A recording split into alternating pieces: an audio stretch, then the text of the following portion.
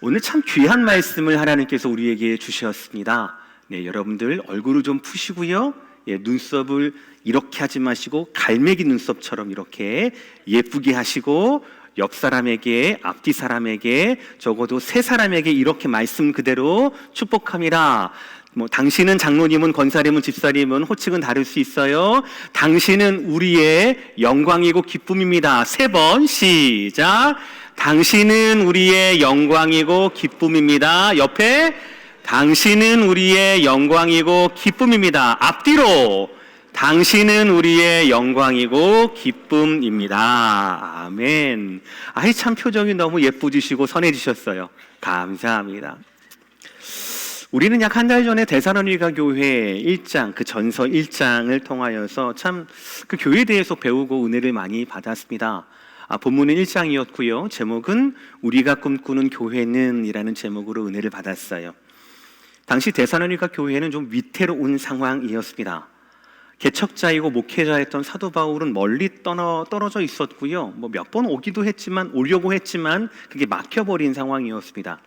교회 안에는 그리고 그들이 감당하지 못할 것 같은 환난과 핍박이 있었고요.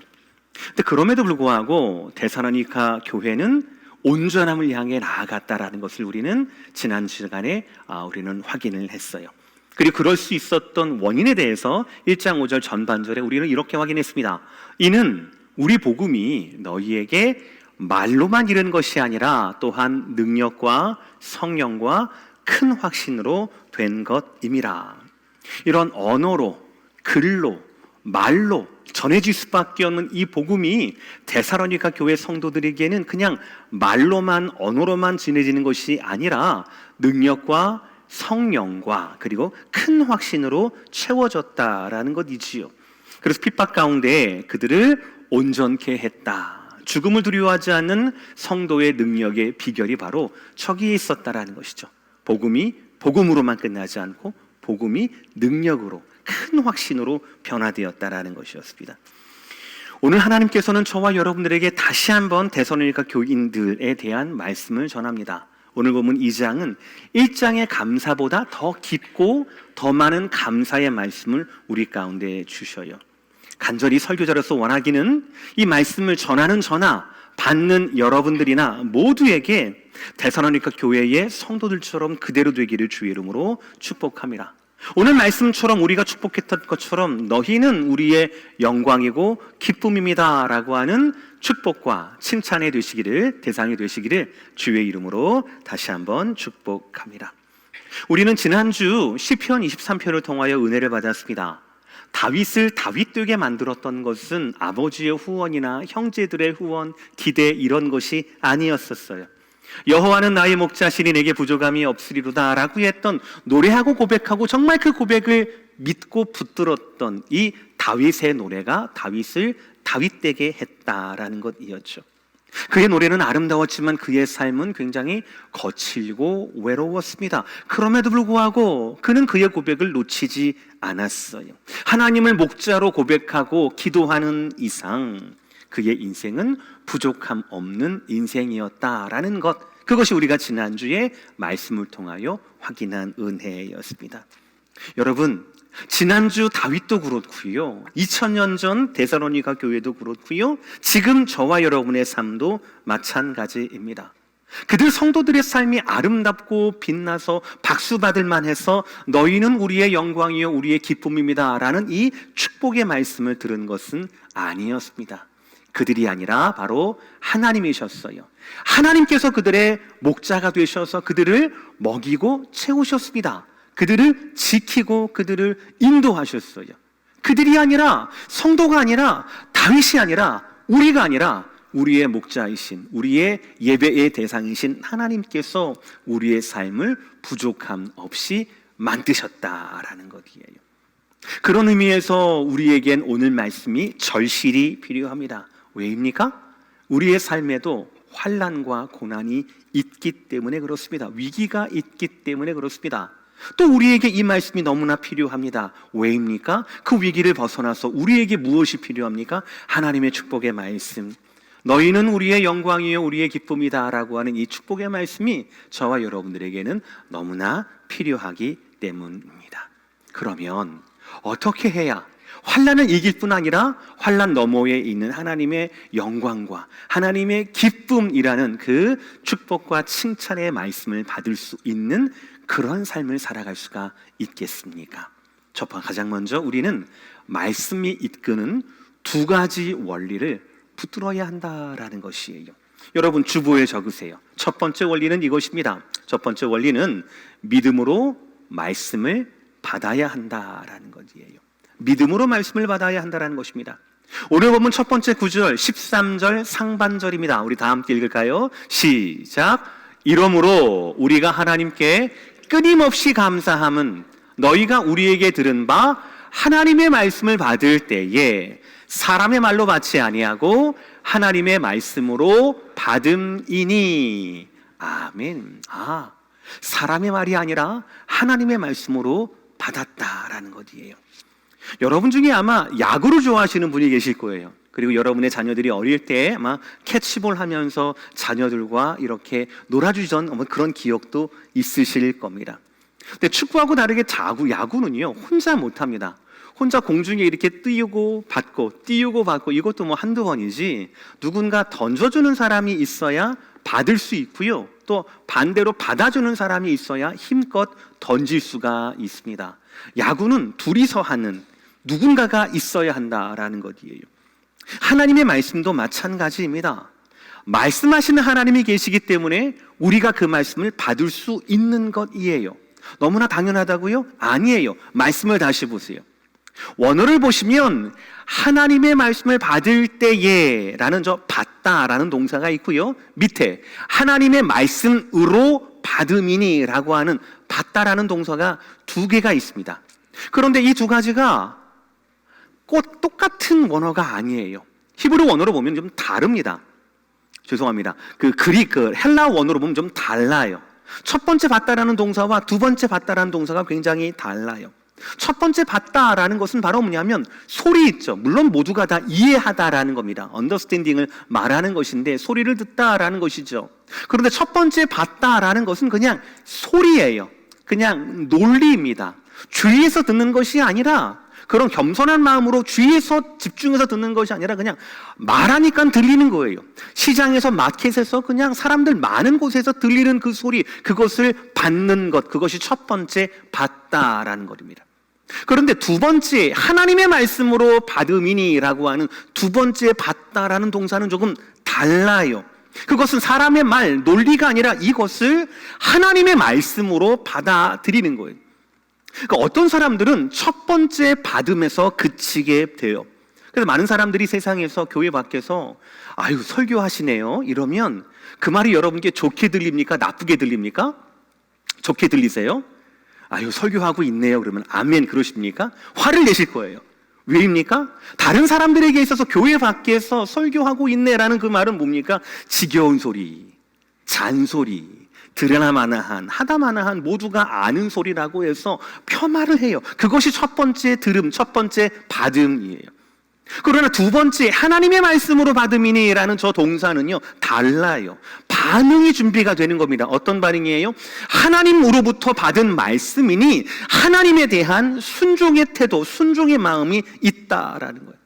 그분들은 하나님의 말씀을, 이 설교를, 성경의 이 글자를 그냥 문맥으로 언어로만 이해하는 것이 아니라 하나님이 나에게 주셔서 내가 받았던 말씀, 공을 주셔서 혼자 노는 것이 아니라 누군가가 나를 향하여서 피처했기 때문에 내가 캐쳐할 수 있는 그런 말씀이라고 받게 되는 거예요. 그러니까 두 번째, 하나님의 말씀으로 받는 사람들은 당연히 무엇이 준비되어 있습니까? 순종이 준비되어 있어요. 순종으로 하나님의 말씀을 받는 사람들은 이런 결과를 냅니다. 그 다음 구절, 진실로 그러하도다. 이 말씀이 또한 너희 믿는 자 가운데서 뭐라고요?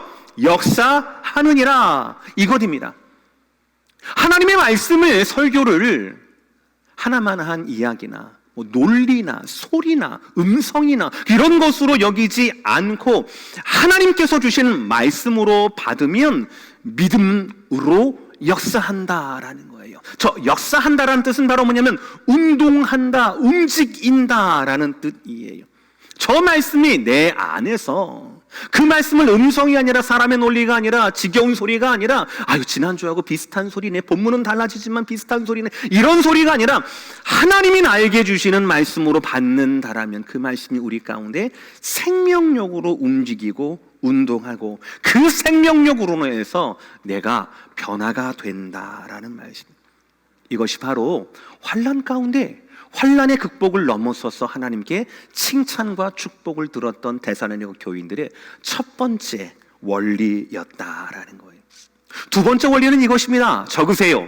말씀을 붙들고 고난에 동참하는 것입니다. 말씀을 붙들고 고난에 동참하는 것이에요. 제가 14절을 읽겠습니다. 형제들아, 너희가 그리스도 예수 안에서 유대에 있는 하나님의 교회들을 본받은 자 되었으니 그들이 유대인들에게 고난을 받은 것 같이 너희도 너희 동족에게서 동일한 고난을 받았느니라. 하나님의 말씀을 그냥 언어가 아니라 큰 확신으로 1장에서는 그리고 2장에서는 하나님께로부터 받은 말씀으로 대했던 데살로니가 교인들은 고난에 앞서서 고난에 떠나지 않고 피하지 않고 고난에 동참함이라. 그리고 이것이 바로 하나님께 칭찬을 받았던 가장 큰 요인이었어요. 그들은 비록 최초의 교회였던 그리고 사도들이 많았던 예루살렘 교회가 저렇게 떨어져 있었지만 그리고 개척된 지 얼마 안 된 교회였지만 그나마 개척자 사도 바울이 새 일에 3주밖에 머물지 못했지만 그들은 교회의 본질 중에 하나인 고난을 이겨내는 태도를 가졌다라는 거예요. 성경은 이를 본받았다라고 이야기합니다. 2장 14절 전반절을 보시면 본받은 자라고 되어 있지요. NIV 성경에서는 이것을 imitators라고 이야기를 하고 있어요. 즉 모방했다라고 하는 굉장히 적극적인 의미입니다. 여러분, 세상 어느 누구가 고난을 본받으려 하겠습니까? 그런 사람은 아무도 없을 거예요. 그러나 데살로니가 교인들이 모방하려고 본받으려고 했던 대상을 자세히 보시길 바랍니다. 14절 전반절이에요. 그리스도 예수 안에서 유대에 있는 하나님의 교회들을 본받은 자가 되었다라는 거예요. 그러니까 여러분들 고난 그 자체가 아니라 야 고난 받으면 뭔지는 모르겠지만 복을 주신대, 그래서 뭐 억지로 참듯이 무슨 수행하듯이 고난을 대한 것이 아니었어요. 고난이 아니라 고난이 포함된 교회다운 교회, 그리스도 예수 안에 있는 사도들이 많은 유대에 있는 하나님의 교회들을 본받은 자 되었다라고 이야기하고 있어요. 비록 데살로니가 교회가 저쪽 사도들이 많았던 예루살렘 교회와 이만큼 멀어져 있어도 그들의 교회 역사가 너무너무 짧아도 선교지에 세워진 얼마 안 된 교회다 하더라도 돈도 없고 백도 없고 사도도 없는 그런 교회다 하더라도 그들은 교회다운 교회를 포기하지 않고 고난 가운데도 야 무엇이 교회다운 교회인가를 모방하려고, 그것을 본을 받으려고 애썼다라는 것이에요. 고난이 포함된 교회됨을 본받으려고 몸부림쳤다라는 것이지요. 그러면 우리는 여기에서요, 과연 교회다운 교회됨에 포함되어 있는, 포함할 수밖에 없는 이 교회에 갖는 고난, 위기, 이것이 과연 어떤 의미인가를 좀 봐야 할 것입니다. 그것이 오늘 두 번째 대지예요. 교회의 고난은 이것입니다. 때로 방해와 위기도 있다라는 것이에요. 때로 방해와 위기도 있다라는 것입니다. 사도행전 12장을 보시면은요, 당시 예루살렘 교회를 향한 헤롯 아그리파 1세의 핍박이 등장합니다. 대표적인 사건으로는 그 당시 사도 야고보, 예수님의 친동생 말고요, 사도 요한의 형님이었던 사도 야고보가 순교를 당합니다. 여러분, 이것이 초대교회의 현실이었어요. 우리가 생각하는 초대교회는 초대교회 2장과 4장에 막 남자만 5,000명, 남자만 3,000명이 막 회개하고 들어오고 수많은 사람들이 자신의 밭과 자신의 집을 팔아서 가난한 자들을 돕고 사람들에게 칭찬을 받고 사람들이 부흥하고 하는 것만 우리는 초대교회의 모습이라고 생각을 하는데요, 그렇지 않습니다. 초대교회의 모습은 스데반 집사님의 순교 를 통하여서 뿔뿔이 흩어지게 되고요, 결국에는 초대교회의 수장이라고 할 수 있었던 야고보 사도가 죽임을 당하게 되는. 근데 재미있는 건 이거예요. 우리가 생각하기에 그렇게 예루살렘 그렇게 크지도 않은 것 같은데, 예루살렘에서 3,000명, 5,000명에 그렇게 영향을 끼치는 그 교회가, 그 교회의 수장인 야고보 사도가 만약에 순교를 당했다, 정당한 재판 절차 없이 그랬다라고 하면 주변에 칭찬하던 백성들이 막 들고 일어나야 될 거 아니에요. 아니 왜 죄 없는 종교시설을 건드리냐, 이렇게 구제사역을 열심히 하고 우리에게 도움을 주는, 은혜를 주는 저 교회를 건지느냐, 당신 정말 정신이 있는 거야 없는 거야, 그럴 거 아니에요. 그런데 그렇지가 않았어요. 사도행전 12장을 보면 많은 사람들, 특히 유대인들이 환호했다라고 해요. 너무너무 기뻐했다라는 겁니다. 야고보 사도의 순교에 대해서 너무너무 기뻐하고, 오히려 헤롯 대왕, 헤롯 아그리파 1세가 그것 때문에 의기양양하게 된 거예요. 그래? 그래서 두 번째 한게 뭐냐면은 사도 베드로, 대표적으로 설교했던 사도 베드로를 투옥한 사건이었습니다. 왜 투옥했겠습니까? 이 사도 베드로도 죽이기 위해서, 살해하기 위해서 투옥한 거예요. 이런 움직임 때문에 교회는 흔들리고 성도들은 불안해졌어요. 이처럼 교회를 향한 세상의 방해가 교회의 위기라고, 또 고난이라고 말할 수 있어요. 근데 교회는요, 그 고난 가운데, 위기 가운데 멈추지 않습니다. 정확히 말씀드릴게요. 교회가 멈추는 것이 아니라 하나님께서 교회를 그렇게 인도해 내십니다. 그리고 대사나님과 교인들은 바로 이것을 본받았던 것이에요. 그들은 들었을 겁니다. 그들은 보았을 겁니다. 알았을 거예요. 무엇을요? 고난 가운데 일하시는 하나님에 대해서 그들은 알았을 겁니다. 사도행전 12장을 여러분들 댁에 가셔서 읽어보시길 바랍니다. 12장 전체를 꼭 읽으셔야 해요. 12장 초반에는요, 아까 말씀드렸던 헤롯의 이런 교회를 흔드는 위기가 등장합니다. 교회의 환란이 등장하게 됩니다. 그러나 결국 12장 마지막엔, 중간과 마지막엔 무엇으로 끝을 맺는가? 하나님의 일하심으로 끝을 맺는다라는 것이에요. 하나님께서 옥에 갇혔던 베드로를 신비한 방법으로 나오게 하십니다. 교회를 흔들었던, 핍박을 일삼았던 헤롯을 충을 먹여서 비참한 죽음으로 죽게 하셨습니다. 그래서 사도들을 향한 핍박으로 시작된 사도행전 12장은 이 말씀으로 결론을 맺게 됩니다. 12장 24절 다 함께 읽겠습니다. 시작. 하나님의 말씀은 흥왕하여 더하더라. 다시 한번 시작. 하나님의 말씀은 흥왕하여 더하더라. 할렐루야. 여러분, 이 말씀 24절의 주요가 무엇입니까? 하나님의 말씀이에요. 하나님의 말씀이 고난 가운데 있던 교회를 이끌어내셨던 거예요. 하나님의 그 말씀이 열어야 하는 옥문을 열어주셨던 겁니다. 하나님의 그 말씀이 왕이었지만 심판받아야 할 자들을 심판하셨어요. 그래서 결국 하나님의 말씀이 흥황하게 되고, 하나님의 말씀이 더해지는 말씀의 생명력, 말씀의 운동력, 말씀의 부흥이 여기에 있게 된 것이었어요. 말씀 안에 있는 그 생명력이 그 자체가 교인들에게 고난 가운데 있는 자들 가운데 능력으로 나타나더라라는 것이었어요. 이것을 보고 배웠던 데살로니가 교회는 그래서 눈앞에 닥친 고난보다 그 고난 가운데 나를 지키시고 우리를 부흥하실 하나님의 말씀을 더욱더 의지하게 된 거예요. 그러니까 그들에게 말로 전한 복음이 큰 확신으로, 그들에게 복음이 하나님께서 주셔서 받은 말씀으로 된 것이었죠. 말씀을 붙잡고 그래서 고난에 동참하게 된 것이었어요. 여러분, 우리도 사망의 음침한 골짜기 지나가기를 두려워해서는 안 됩니다.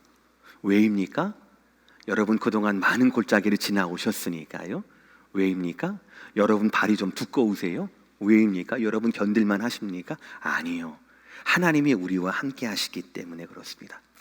하나님께서 하나님으로부터 받은 말씀이 여러분 안에 있다라면, 그 생명력과 운동력을 여러분이 가지고 있다라면 여러분은 결코 혼자가 아니다라는 거예요. 비록 여러분 교회를 향한, 성도를 향한 사단의 분명한 방해가 있다 하더라도, 또 시대의 위기가 있다 하더라도 말씀을 품은 여러분들은 결코 혼자가 아니다라는 것이에요. 그러니 물러서면 안 된다라는 것입니다. 오늘 말씀 17, 18절 제가 읽겠습니다. 형제들아, 우리가 잠시 너희를 떠난 것은 얼굴이요 마음이 아니니 너희 얼굴 보기를 열정으로 더욱 힘썼노라. 그러므로 나 바울은 한 번, 두 번 너희에게 가고자 하였으나 사탄이 우리를 막았도다.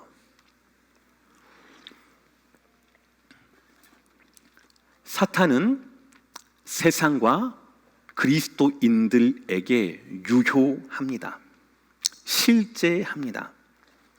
많은 현대인들은 그 존재를, 그 실제를 부정하려 합니다. 그러나 그렇지 않습니다. 어두워지는 게 싫다고 밤이 오지 않는다라고 떼를 쓰고 고집하는 어린 아이와 같은 거예요. 그런 것은 사탄의 존재는 실제합니다. 어느 정도로 실제합니까? 바울의 열정, 17절에 나와 있는 바울의 열정과 바울의 진심과 18절에 나와 있었던 바울의 그 실행 계획, 이 모든 것들을 막고 뭉개뜨릴 정도로, 그래서 성도들에게 해를 끼칠 정도로 사단은 실제하다라는 것이에요. 그래서 결국 복음 사역을 망치려고 하고 있습니다. 오늘 말씀 17, 18절이 그 증거예요. 여러분이 분명한 영적 현실을 외면하지 마시기를 바랍니다.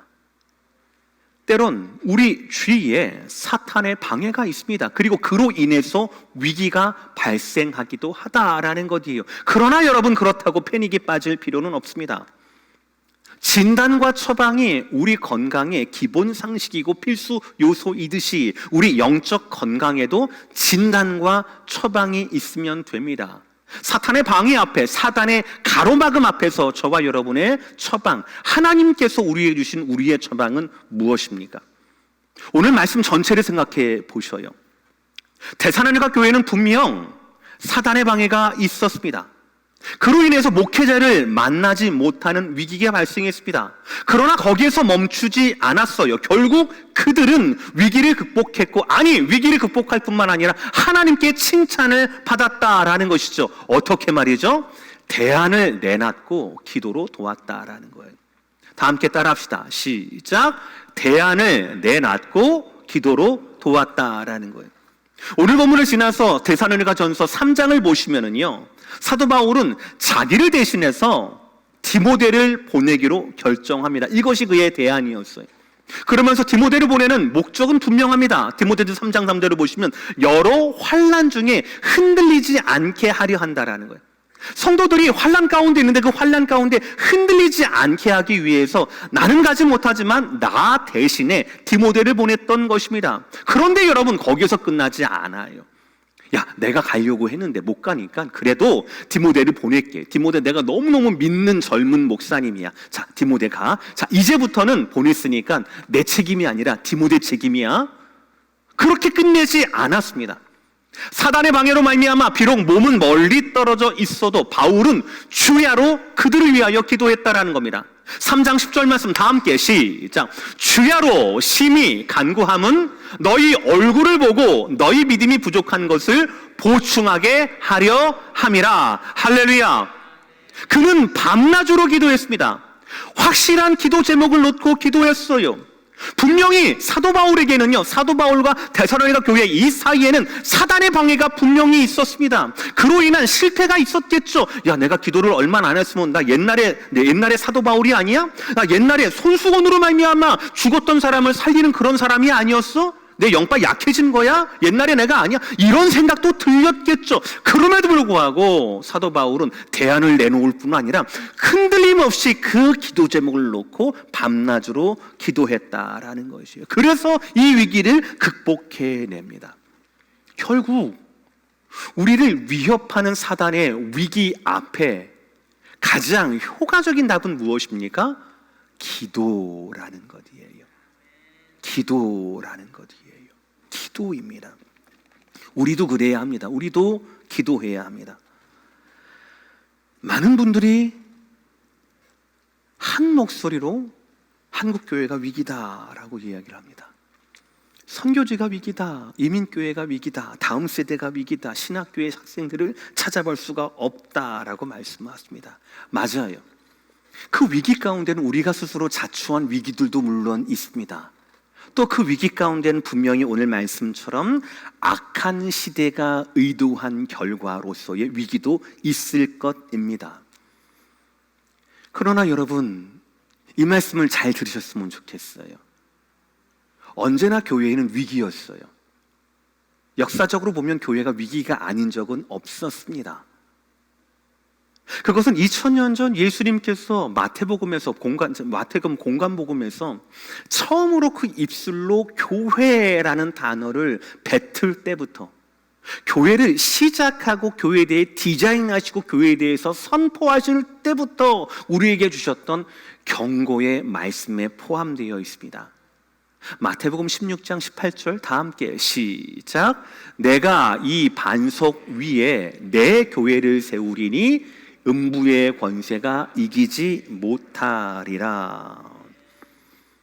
복음서 최초로 교회에 대해서 예수님이 언급하시는 장면이에요. 그 전 구절이 베드로가 고백하죠. 주는 그리스도시요 살아계신 하나님의 아들입니다. 그 고백을 흡족히 여기셨던, 축복하셨던 예수님께서 이렇게 말씀하시죠. 내가 이 반석 위에 내 교회를 세우리니. 여기서 말하는 반석은 개바인 베드로를 말하는 것이 아니라 베드로의 신앙 고백을 말하는 것이에요. 아무튼 중요한 것은 여기서 교회예요. 교회에 대해서 처음 말씀하시고 난 다음에 내가 이 반석 위에, 이 신앙 고백 위에 내 교회를 세우리니 많은 사람들을 교회를 통하여 구원할지어다. 얼마나 좋습니까? 내가 내 교회를 세우리니 여기 와서 많이 안식을 얻을지어다. 얼마나 위로가 됩니까? 내가 내 교회를 세우리니 너희가 능력을 가지고 세상에 나가게 될 거야. 그러니 겁내지 마. 얼마나 우리에게 위로를 주는 말씀, 능력을 주는 말씀입니까? 그런데 예수님은 그 말씀에서 교회를 이루기 위하여서 이 땅에 오셨고 죽으셨던 그 예수님께서 교회를 처음으로 입으로 말씀하시고 난 다음에 그 직후에 뭐라고 말씀하십니까? 지옥의 권세가 이기지 못하리라라고 말씀하셨단 말이에요. 물론 이 말씀은 승리를 말합니다. 이기지 못하리라. 교회를 이기지 못하리라. 음부의 권세가 지고 교회가 승리한다는 말씀이죠. 그러나 그 승리는 어떤 승리예요? 궁극적인 승리라는 것이죠. 최후의 승리라는 것이죠. 이 승리가 확정되기 이전에는 수도 없는 지옥의 권세, 음부의 권세에 도전이 있다라는 것이죠. 시비가 있다라는 것이죠. 헤롯으로 말미암아 초대교회가 흔들렸듯이, 동족의 위험으로부터 대산하는 교회가 흔들렸듯이, 저와 여러분의 믿지 않음과 기도하지 않음으로 말미암아 우리의 교회가 흔들리듯이 우리의 다음 세대가 굉장히 불안한 그런 시대를 우리가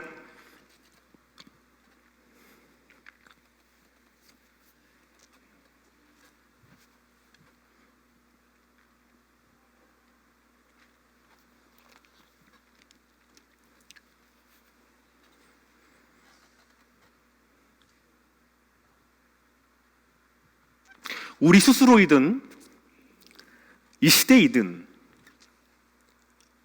우리 교회의, 우리 다음 세대의 교회 가운데 어떠한 위기와 어떤 흔들림대로 오듯이 그 자체가 그렇게 새로운 것이 아니라는 거예요. 그 자체가 우리가 놀라 자빠지고 이거 끝났나 보다 이렇게 여길 것이 결코 아니라는 것입니다. 지난 2000년 동안 그랬고, 무엇보다도 예수님께서 교회를 말씀하실 때부터 우리에게 경계하셨던 말씀이었어요. 그러니까 우리는 전투에 놀래면 안 돼요. 전쟁을 이길 것인가? 최후의 전쟁 가운데 예수님께서 궁극적으로 승리하셨던 그 승리가 과연 나의 승리가 되고 우리의 승리가 될 건가? 아니면 지금 자그마한 위기와 떨림 가운데 우리가 그냥 맹놓고 있을 것인가? 여기에 우리는 주의를 집중해야 한다는 것이죠. 마지막 대시입니다. 그러나 우리는 확실한 진리 위에서 소망으로 인내해야 한다라는 것이에요. 다시 한번 마태복음 말씀 보겠습니다. 다 함께 16장 18절 시작. 내가 이 반석 위에 내 교회를 세우리니 음부의 권세가 이기지 못하리라. 사랑하는 성도 여러분, 이 짧은 문장에 나와 있는 예수 그리스도의 교회에 대한 이 주권, 예수 그리스도와 교회에 대한 이 관계, 이 진리를 붙드시게 되기를 주의 이름으로 축복합니다. 말씀을 보세요. 누가 교회를 시작하셨습니까? 내가 라고 되어 있습니다. 이 교회의 주인이 누구이십니까? 내 교회라고 말씀하고 계셔요. 이 교회를 직접 누구의 피로 세우셨습니까? 내가 세우셨다라고 말씀하고 있습니다. 교회의 시작과 교회의 마지막과 교회의 모든 것의 주권이 누구에게 있습니까? 바로 예수 그리스도 한 분에게 있다라는 것이에요. 환난과 핍박이 있다 하더라도, 무시할 수 없는 사단의 방역에 있다 하더라도, 그래서 최선이 아니라 차선을 선택해야 하는 상황에 있다 하더라도, 사단의 방해 때문에 내가 몸으로 그 대선의 교인들을 만날 수 없다 함에도 불구하고 우리는 그것에 집중할 것이 아니라, 그것으로 말미암아 낙심할 것이 아니라, 변하지 않는 진리, 교회의 모든 것이 바로 예수 그리스도 한 분께 있다라는 사실, 이 진리를 붙들고 인내하고 소망을 향해 나아가야 한다라는 거예요. 이것이 저와 여러분들의 생명이에요. 오늘 말씀 19절 20절 다 함께 읽겠습니다. 다 함께 시작. 우리의 소망이나 기쁨이나 자랑의 멸류관이 무엇이냐? 그가 강림하실 때 우리 주 예수 앞에 너희가 아니냐? 너희는 우리의 영광이요 기쁨이니라. 아멘. 그냥 너희가 아니에요. 그냥 내가 아니에요. 빨간 저기 뭐죠? 우리 하이라이트 보세요. 그냥 너희가 아니라 주 예수 앞에 너희입니다. 더 정확히 말씀드리면 주님의 강림하심 앞에 준비된 너희입니다. 더 정확히 말씀드리면 모든 고난과 모든 위기를 뚫고 끝까지 믿음을 지켜낸 자들입니다. 그러한 성도가 바울의 소망이고 바울의 기쁨이고 바울의 자랑의 멸류관이라고 말씀하는 겁니다. 할렐루야. 그렇습니다. 말씀을 믿음으로 받는 성도는요, 사단의 방해와 위기를 극복한 성도는 결국 주님이 준비한 그 멸류관의 주인이 될 것입니다. 아시다시피 멸류관은요, 그 당시 사도 바울 당시에 마라톤 등과 같이 힘든 경기를 우승한 자에게 이게 중요해요. 황제가 직접 수여한 월계수였습니다. 당시 황제는 직접 수많은 군중들이 지켜보는 가운데 우승자에게 이것을 직접 씌워줬어요. 경주는 너무너무 힘들죠. 당연하지요. 영광에 비례하는 것이니까요. 너무 힘든 경주가 진정한 큰 영광과 기쁨을 나에게 보장한다라는 것이죠. 신앙생활도 마찬가지예요. 껍데기로 사는 것 말고요, 명목상의 그리스도인으로 사는 것 말고요, 그냥 타이틀로 살아가는 사람들 말고요, 진짜 믿음을 지키고요, 그 위기 앞에서 기도하고 차선을 하나님의 말씀으로 들으면서 하는 그 모든 분들 가운데, 인내하는 모든 분들 가운데 신앙생활이 얼마나 힘이 들겠습니까? 그러나 우리에게는 그 힘듦보다 더 확실한 진리가 있잖아요. 우리는 그 위기 가운데도 예수 앞에 설 수 있다라고 하는, 예수님께서 우리의 소망이라고 하는 그 진리가 있잖아요. 그 주님께서 우리를 위로하시고 힘주시고 그리고 나중에는 멸류관을 씌워주실 것이라고 하는 그런 능력과 소망과 위로의 주님에 대한 소망이 우리 가운데 있잖아요. 교회 주인이신 예수님께서 우리에게 가볍고 쉬운 짐을 주실 예수님께서 다시 오실 그날에 이루어질 사건에 대한 소망이 있잖아요. 오늘 말씀은 그때 말할 수 없는 기쁨과 위로와 회복이 있을 것이라고 우리에게 말씀하고 있다라는 거죠. 그런데 여러분, 여기에 더해서 한 가지 분명히 더 말씀드리려고 합니다. 예수 그리스도께서 소망이 되시는 것은 그때 그 날만, 궁극적인 승리의 그 날만을 위한 것이 아니라 오늘도 유효하다라는 거예요. 그분은 지금도 우리와 함께 하십니다. 함께 멍에를 메시고 같은 길을 가자라고 말씀을 하시죠.